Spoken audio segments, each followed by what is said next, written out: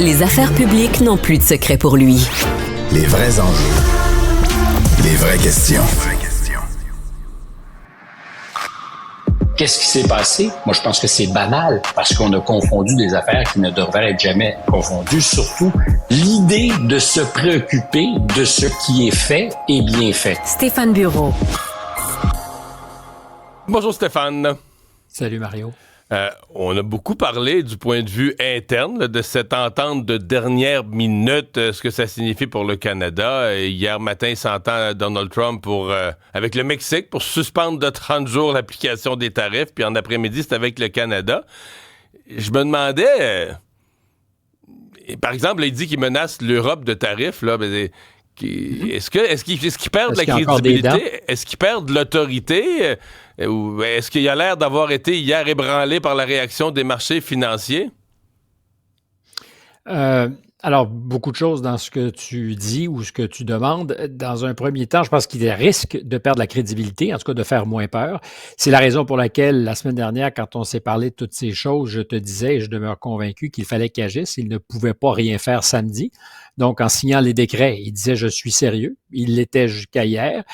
On doit rappeler, c'est vrai, on l'a peut-être pas fait assez hier matin, avant que concrètement les tarifs ne soient appliqués, mais il se gardait toujours dans la manche la possibilité de dire si je suis satisfait sur la question de la frontière avec le Mexique comme avec le Canada, je pourrais en décider autrement.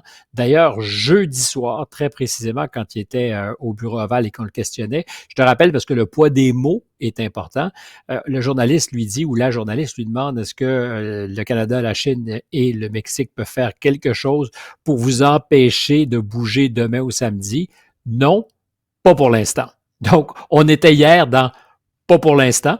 Clairement, l'instant est arrivé pour que ça change. J'ai, dans un premier temps, la certitude qu'il est allé chercher une victoire politique bien visible aux États-Unis.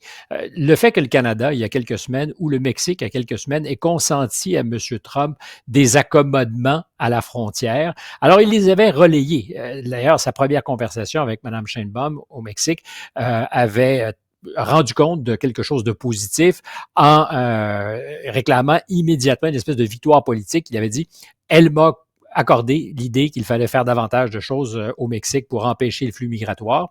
Donc, il avait ramassé une petite victoire, mais là, hier, évidemment, en braquant les feux de la rampe sur le rendez-vous, en mettant tout le monde sur la pointe des pieds, les industriels américains, les Américains aussi, il avait une vitrine pour dire, voyez, je vous avais dit que j'allais m'occuper de nos voisins, qu'ils allaient écouter, ils ont écouté. Donc, je pense que en termes de communication, il y a une opération qui est probablement mieux ficelée de son point de vue, mais tu soulèves l'enjeu réel. Maintenant qu'il se retourne vers l'Europe, puis je discute de ça presque tous les jours à Paris avec des interlocuteurs sur la place publique et avec des politiques, est-ce qu'il est menaçant? Je pense que ce que tout le monde accepte encore, c'est qu'il est difficile de le cerner, donc il génère de l'incertitude.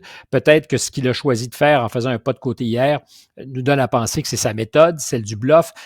Il menace tous azimuts, puis à la dernière minute, il y a quelques petits gains, il va choisir de moduler ses menaces.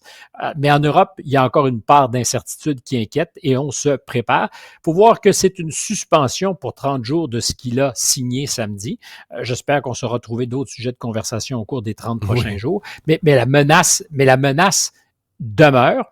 Mais c'est vrai que ça devait être le 20 janvier, ça devait être le 1er février, ça devait être hier à minuit, et 3 fois, on a repoussé.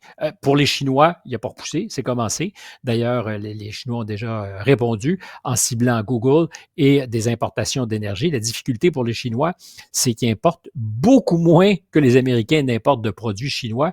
Donc, quand tu veux imposer des mesures de rétorsion à l'endroit des produits importés en Chine, c'est plus difficile, c'est au cœur du problème. Les États-Unis ont une balance commerciale déficitaire avec l'essentiel du monde, avec l'Europe, avec le Mexique, avec le Canada, avec la Chine, avec le Japon.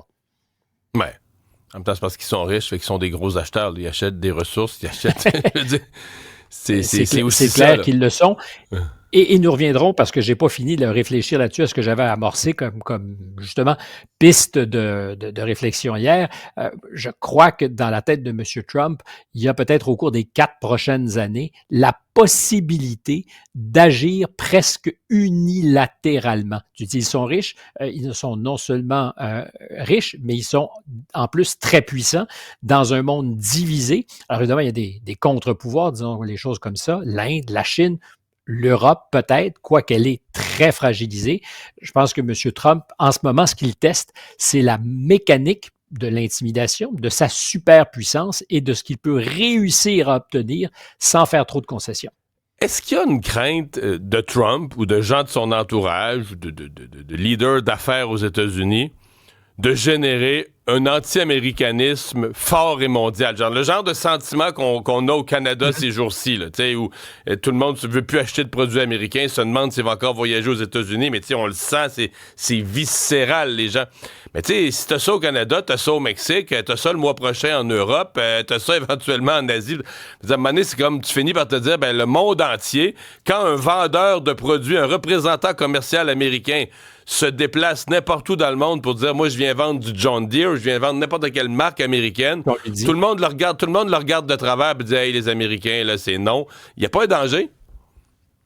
Alors, oui. Il y a un danger et je me rappelle, parce qu'on a ensemble fait une émission spéciale samedi, tu disais quand est-ce que les Canadiens vont tous ensemble renoncer à leur abonnement à Netflix, renoncer au service d'Amazon. À partir de... Non, mais c'est une vraie question. Ouais. Comme citoyens, d'ailleurs, sommes-nous des citoyens ou des consommateurs? Ça compte. C'est une question que je pose souvent. Si on est des consommateurs et qu'on n'est plus des citoyens, l'idée de se mobiliser pour une cause qui nous emmerde un peu, parce que tu n'as pas envie de te passer de quelque chose qui t'est utile ou qui te rend la vie plus agréable, comme Netflix ou autre chose, mais si tu dis d'un point de vue citoyen, au Mexique, au Canada, en Europe, il y aura le bol de cette intimidation.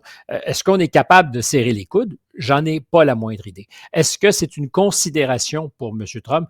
Évidemment, on est toujours dans la spéculation puisque je ne suis pas dans son Ford intérieur, dans son fort intérieur, mais ma certitude, c'est qu'il s'en balance complètement et que plus nous serons viscéralement collectivement enragé contre les Américains, plus ça viendra conforter une partie de son électorat qui dira, c'est sans doute parce que M. Trump fait les bonnes choses. Ils sont en pistolet parce que finalement, il y a quelqu'un qui a sonné la fin de la récréation, parce qu'on s'occupe de nos affaires. Et de ce point de vue, que ça soit avéré ou non, de le constater ne change rien. C'est la mécanique opérante pour M. Trump. Alors, on peut bien dire, il est débile, tout ce qu'on voudra, il se tire dans le pied. On n'a pas de contrôle sur ce qu'il estime et une partie de ses électeurs, sinon tous ses électeurs, être dans leur meilleur intérêt. Donc, il faut prendre acte de ça et agir. Et c'est évident que la seule chose qui l'anime, c'est le rapport de force. Alors, si tu te transformes en carpette, il y a de fortes chances qu'il s'essuie les pieds sur toi. Bon, il y a la visite de Netanyahou aujourd'hui, parce que là, on a une entente, on parle d'entente de 30 jours, là-bas, c'était 42 jours, la première phase de la paix, c'est hyper fragile, on se demande même s'il y a une possibilité de renouveler ça. Qu'est-ce que Trump dit à Netanyahou aujourd'hui? Écoute, d'abord, ça peut nous sembler lointain, une actualité qui nous concerne moins, mais il se trouve que ce qui se passe au Proche-Orient a de l'impact partout. Ça a eu un impact très certainement sur la vie politique ici en France. Et c'est la première visite officielle. Le premier chef d'État à être reçu officiellement à Washington, c'est M. Netanyahou. C'est symboliquement super important. Ça dit quelque chose de la volonté de M. Trump de faire en sorte qu'il y ait une solution durable, même s'il a répété hier qu'il ne pouvait d'aucune façon garantir le cessez-le-feu à Gaza. Une manière aussi de donner, pardonne l'expression, du slack à M. Netanyahou, qui sur sa droite est surveillé de près. Parce que tu l'as dit, c'est un processus en 3 étapes. La première phase, 42 jours, au cours de laquelle on devait libérer une 33 otages israéliens. Ça continue de se faire, non? Ça continue de se faire. Mais la question, c'est est-ce qu'on va prolonger cette première phase ou aller à la deuxième phase, qui serait la construction d'un processus de paix, non pas d'un cessez-le-feu. Et c'est là que M. Netanyahou est surveillé de très près sur sa droite. Il ne peut pas beaucoup perdre de ses ministres. Et c'est lui qui prend le relais sur les négociations, parce que ça devient des négociations de paix avec son ministre des Affaires stratégiques, Ron Dermer, qui, pour la petite histoire, mais ça compte, c'est un Américain, il est né à Miami, citoyen aussi israélien, ministre dans le cabinet, mais très, très près, par ses canaux de communication, de l'administration de M. Trump. On pense que c'est le grand amour entre M. Trump et M. Netanyahou. C'est faux. Ça a été difficile parce que M. Netanyahou a salué la victoire de Joe Biden en 2020 et de façon assez claire, Trump a été en pistolet, il l'a boudé. Et là, il n'y a aucun doute là-dessus. C'est pas de la rumeur. Pendant des années, c'était le silence radio complet. Puis il faut comprendre la vexation de M. Trump, même si du point de vue des Israéliens, reconnaître le nouveau président, c'est comme assez basique. Mais Trump est celui qui accepte, encore une fois, on est dans le symbole, mais lourd, de déplacer l'ambassade américaine de Tel Aviv à Jérusalem. C'est lui qui entreprend le processus de normalisation, ou chapeaute le processus de normalisation des relations entre Israël et de ses voisins arabes. On n'était pas très loin d'une entente avec l'Arabie saoudite. Donc, il s'est souvent perçu comme le meilleur allié d'Israël. Et là, il se fait faire un mini doigt d'honneur par Bibi Netanyahou. Fait que le climat de confiance est moins exceptionnel qu'on serait tenté de le penser. Les choses ont reprise, disons, les conversations l'été dernier, puis les deux hommes sont pragmatiques, ils savent qu'ils sont, pour l'un et pour l'autre, des cartes essentielles.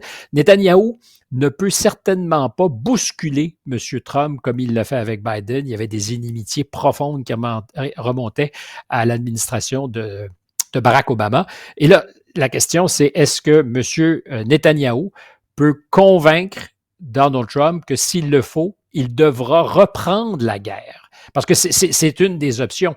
Et en ce moment, on rentre dans le détail du puzzle, mais c'est super important. Il y a 8 membres du Parlement qui sont aussi membres des commissions des Affaires étrangères et de la Défense qui ont dit on n'a pas gagné la guerre. Le Hamas est en train de se restructurer, on l'échappe, et qui sont favorables à ce qui est appelé là-bas le plan des généraux, qui est littéralement une mise en quarantaine du nord de Gaza, un nettoyage complet avec ordre de tirer à vue sur toute personne qui n'aurait pas évacué. Pourquoi? Pour faire en sorte que ce vide permette aux Israéliens de tout revirer à l'envers, y compris s'il le faut, de creuser en profondeur, s'assurer qu'il n'y ait plus aucun tunnel. On parle d'une opération qui est un grand nettoyage, pour employer l'expression de M. Trump la semaine dernière, et ça fait certainement pas l'unanimité, c'est très contesté. Les autorités israéliennes, à répétition, ont dit le plan des généraux, ça tient pas la route. Or, c'est un peu ce que certains recommandent. Alors, Netanyahou, qui n'a pas gagné sa guerre, qui politiquement dépend du succès pour continuer à survivre, a une marge aussi très mince. Ce qu'il va faire aujourd'hui avec M. Trump, c'est de voir le peu d'espace qu'il va lui donner. Et aussi, on pourra en reparler, est-ce que oui ou non, Trump sera derrière lui s'il décide d'attaquer l'Iran pour effacer cette possible menace nucléaire. Et je ne pense pas que ça soit acquis pour M. Trump que la solution de la guerre soit la bonne à suivre. M. Trump qui a promis la paix. Merci beaucoup, Stéphane. Oui, la paix. On n'a pas parlé de l'Ukraine. Non, ça devait se régler en un jour, mais c'était peut-être optimiste comme promesse électorale. Il a donné 100 jours. Il a donné 100 jours à son ambassadeur spécial, M. Kellogg. Salut, à demain.